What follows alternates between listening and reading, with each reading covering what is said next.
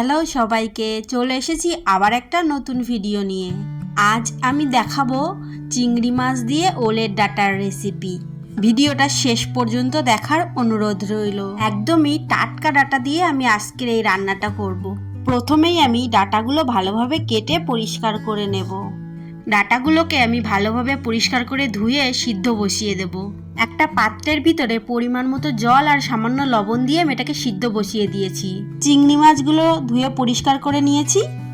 এর ভিতরে পরিমাণ মতো লবণ আর হলুদ মাখিয়ে আমি এটাকে সাইডে রেখে দেব।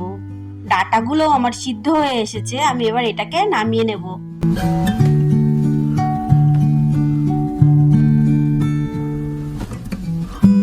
ডাঁটাগুলো জল ঝরুক, আমরা এদিকে মাছগুলো ভেজে নেব। কড়াইতে সর্ষের তেল গরম করে চিংড়ি মাছগুলো ভালোভাবে ভেজে নেব।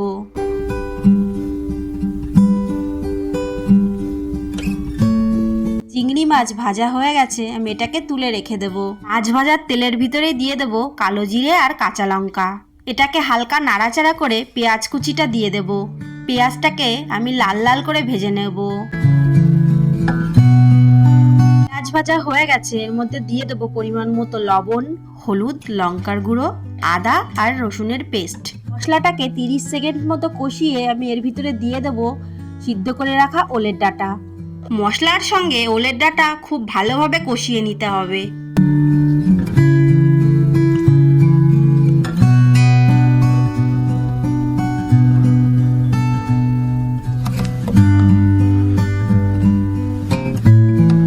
কষানো হয়ে গেছে, এবার এর মধ্যে চিংড়ি মাছগুলো দিয়ে আবারও একটু ভালোভাবে কষিয়ে নিতে হবে।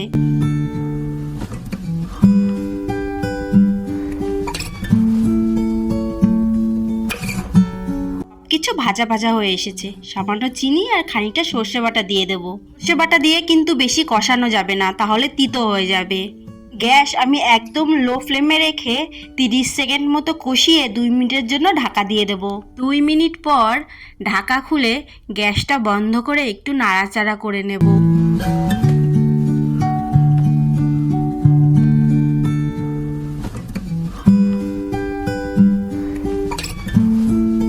ওলের ডাঁটা দিয়ে চিংড়ি রেডি।